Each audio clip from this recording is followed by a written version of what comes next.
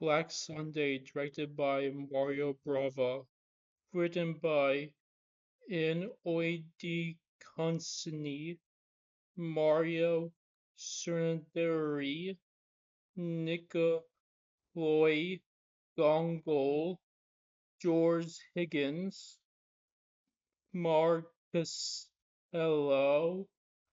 Conseque, Dine Di Palma, released 1960. The film stars promisingly disturbing when a woman is tortured and gets a mask put on her face. The mask is filled with spikes. Before the mask is put on her face, she curses them. The Mask of Satan? Now I don't know what title to put on this video. All black and gray. This is so perfect for a tone in the film that it almost looks like a Gothic drawing. They bury the witch and the mask of Satan. That's what makes everything go wrong in this movie. We go to 2 centuries later. Well, that explains all the plagues. Salmon and vodka sounds like a fun time. He thinks that just a quarter will make this man forget about the ghost. The main men are played by John Richardson and Andrea Chichi. I guess the first start of the curse is when there's a tree in their way. How dangerous. They go underground to the graves. Another place that's perfectly gothically designed for a tone of this film. They read the legend that they put the mask over condemned witches. That guy is such a coward, being scared of wind and slight gothicness. I love the bat effects, how they're so big and close to the camera, making the space feel even deeper and blacker than it is. He first disturbs the mask when he shoots a bat. In the coffin, they find a god on a horse. They also find the witch's face in the grave, but that's just a cover up.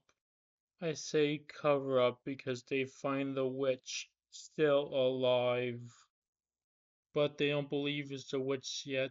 In fact, one man thinks about relationship opportunities.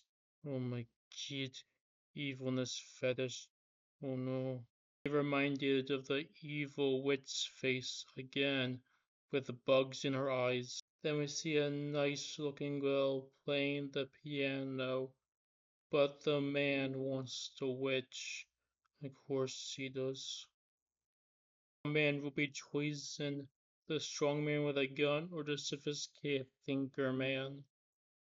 They start to get even more scared, and the woman becomes more serving to the sophisticated man. Oh no. A man that looks like royalty comes out, and they see the pictures. It looks like a king and queen. Oh no, I saw a dragon! We don't have the budget for that. The mask's eyes start lighting up again. So many small conversation moments in this film that puts you in a false state of ease. The fun bar atmosphere also does that. When this little girl is walking through the forest, you feel scared because of the lighting and how she's running. But then you find out she's just going to milk her cow, again putting you in a false state of ease until you finally get scared and we see a face, the witch's face in the water. The curse truly starts as the undead rises from its grave. The devil wants some beef. It appears that the witch has completely restored his skin. Everything goes wrong. He first gets startled and the night statues start falling down. They are more dead than the undead. Okay, I guess the face is a little corpse like reaches for his cross, but that stops it. okay, too easy to be scary, but it still makes sense that he's too scared to go back to bed easily. We see the little girl again. Seeing all these scary things through this shroud makes everything more scary because she's less experienced and we feel her fear.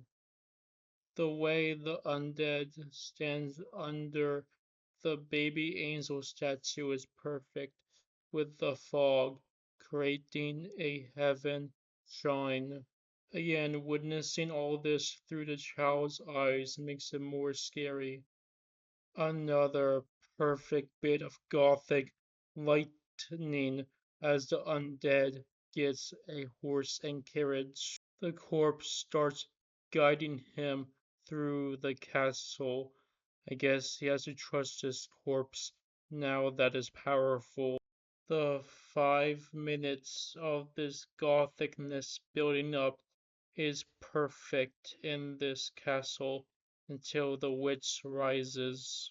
The witch needs more human life to make more corpses come to life to fully complete her curse. She sucks the life out of him with a deep kiss.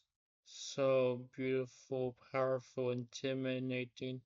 Oh no, bad dreams tonight. Another man gets startled, and he has the evil inside him now. This is so scary that even the Rottweiler Greyhound mix starts becoming scared, and that is the most powerful dog mix. He is too powerful to get driven away by the cross. Everybody gets wakened up. Everybody needs to stay alert for the curse. He wants to go with him, but he must go alone because only he is powerful enough to charm the women. These scene with children puts you out a false state of ease until we see another corpse. This man, who seemed normal up until now, might be closer to the Satan than we think. They see the royal dead becoming a corpse again, and that makes the woman faint. They try to wake her up because she has a cross necklace. Okay, I guess women are still powerful characters in this film. Everybody starts to gather together to defeat the curse, and the sophisticated men start talking at the same level as the little girl. The sophisticated men start realizing that they need to respect the woman more because she has the cross. It's interesting that the man that knows most about the undead looks like Galileo, because science is also condemned at this time. The undead royal is still guiding these people around the castle. I think he's starting to work against the witch. The woman gets scared by hands. She should have kept the cross necklace on. Needs to stop crying and keep the cross necklace on. The picture of the god with the horse. Could this help stop the curse? The dogs start getting spooked. Even the greyhound Rottweiler breeds. He knows everything about the undead. He starts helping. The relationship starts growing, putting us at a false state of ease. The curtain starts shaking, revealing a ripped up Jesus. They need to find more coffins. They all need to work together to make sure sadism doesn't take over Christianity. This film was free of sexiness up until that picture. We find a witch dead still working her magic. More corpses start becoming fully alive and repaired. Do they hope that this corpse is against Satan? Is that why they unbury it? Their friends are dead. They're not sure if the cross can bring them back to life. The corpse of the father comes back to life, so I guess the cross worked. The royal corpse starts to follow Satan and burn the woman that had the cross. The twin sister finds that her sister is dead. He saves another man who is starting to become a corpse. The mob starts growing. Nobody knows what to do now, so they all start grabbing pitchforks. Well, that's probably what started this problem before. As he starts turning into a corpse, they find out that the cross can bring her back to life. And they start going to desperate measures as we see her skin turn to bone. They need to burn her. Both the women need to be burned, the woman who controls the cross. They decide that's the only correct option as the witch wants the woman who have been control of the god to be destroyed. One last kiss until she's fully burned away. The end. So that's Black Sunday. This movie is all about people between evil and good as the corpses start coming to life and they don't know who to trust. Some corpses are against Satan and the witch, and some corpses follow Satan and the witch, and they don't know who to trust. Everything in this film is very relatable and real because it has scenes like the wind blowing and sheets blowing, which reveals more Satan imagery and God imagery, making those relatable real life things scary, which makes this film even more scary and real and relatable. Also, the family aspect makes it more real and relatable.